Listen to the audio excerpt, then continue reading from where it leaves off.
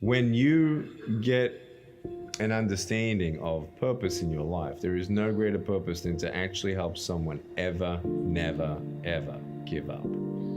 Because every human being has value.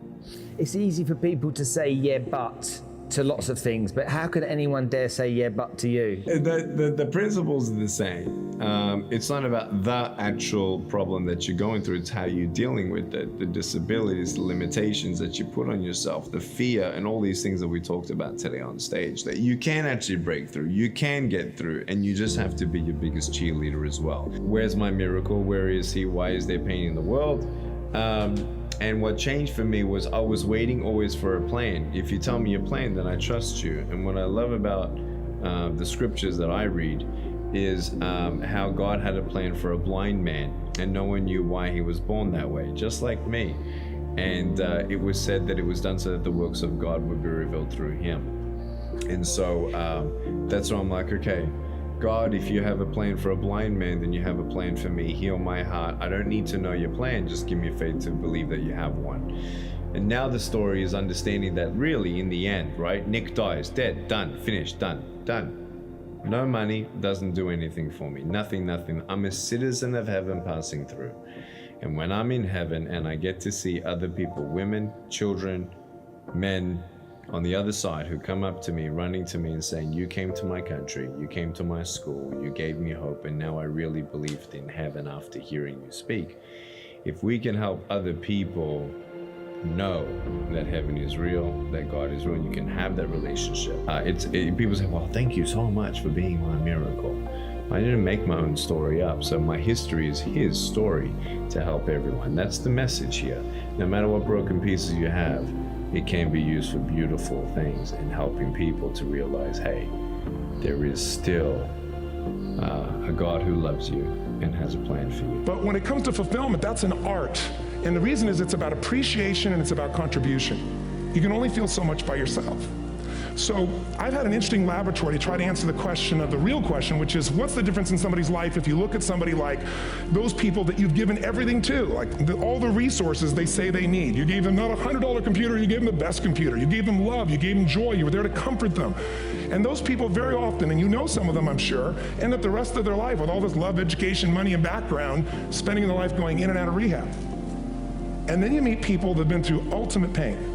Psychologically, sexually, spiritually, emotionally abused, and not always, but often they become some of the people that contribute the most to society. So the question we got to ask ourselves really is, what is it? What is it that shapes us? And we live in a therapy culture. Most of us don't do that, but the culture is a therapy culture. And what I mean by that is the mindset that we are our past. And everybody in this room, you wouldn't be in this room if you bought that theory, but most of society thinks biography is destiny. The past equals the future. And of course it does if you live there. But what people in this room know, and what we have to remind ourselves though, because you can know something intellectually, you can know what to do and then not use it, not apply it. So really what we got to remind ourselves is decision is the ultimate power. That's what it really is. Now when you ask people, you know, have you failed to achieve something? How many have ever failed to achieve something significant in your life? Say aye. Thanks for the interaction on a high level there.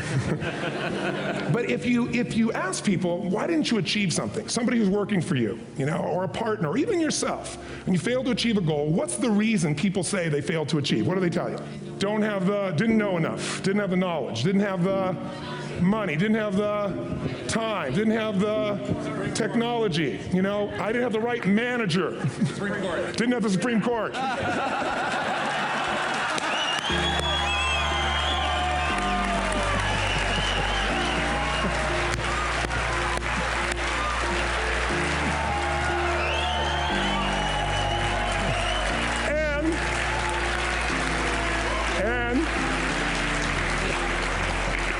What do all those, including the Supreme Court, have in common? They are a claim to you missing resources. And they may be accurate. You may not have the money. You may not have the Supreme Court. But that is not the defining factor.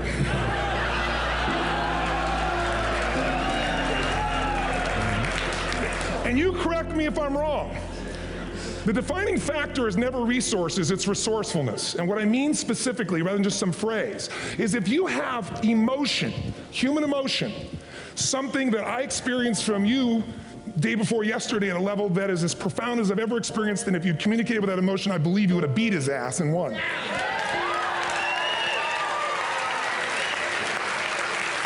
But how easy for me to tell him what he should do.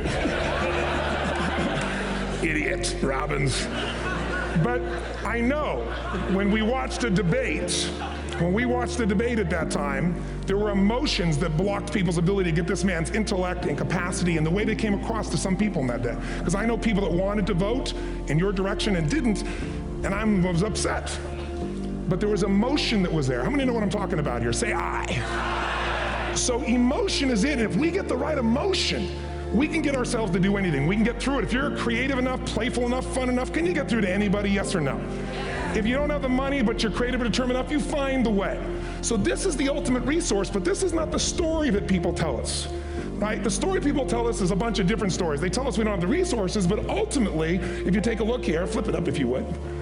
They say, what are all the reasons they have in common? We've said that. Next one, please. He's broken my pattern, that son of a bitch.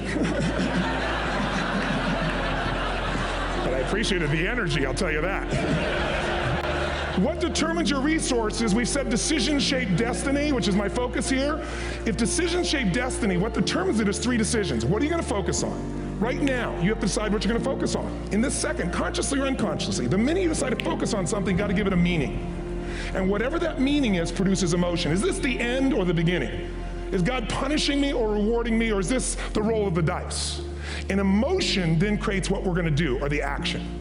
So think about your own life, the decisions that have shaped your destiny. And that sounds really heavy, but in the last 5 or 10 years, 15 years, haven't there been some decisions you've made that if you made a different decision, your life would be completely different? How many can think of one, honestly? Better or worse? Say I. So the bottom line is maybe it was where to go to work and you met the love of your life there. Maybe it was a career decision. I know the Google geniuses I saw here. I mean, I understand that their decision was to sell their technology at first. What if they made that decision versus to build their own culture? How would the world be different? How would their lives be different? Their impact. The history of our world is these decisions. When a woman stands up and says, no, I won't go to the back of the bus, she didn't just affect her life. That decision shaped our culture. Or someone standing in front of a tank. Or being in a position like Lance Armstrong and someone says to you, you got testicular cancer. That's pretty tough for any male, especially if you ride a bike. Right? You got it in your brain, you got it in your lungs. But what was his decision of what to focus on? Different than most people. What did it mean? It wasn't the end, it was the beginning. What am I gonna do? He goes off and wins 7 championships he never won once before the cancer because he got emotional fitness, psychological strength. That's the difference in human beings that I've seen of the 3 million I've been around. Because that's about my lab. I've had 3 million people from 80 different countries that I've had a chance to interact with over the last 29 years. And after a while, patterns become obvious. You see that South America and Africa may be connected in a certain way, right? Other people say, oh, that sounds ridiculous. It's simple. So what shaped Lance, what shapes you? 2 invisible forces, very quickly. 1, state. We all have had times. Have you had a time you did something and after you did it, you thought to yourself, I can't believe I said that. I can't believe I did that. It was so stupid. Who's been there? Say I. Have you ever done something after you do it, you go, that was me. Right? It wasn't your ability, it was your state. Your model of the world is what shapes you long term.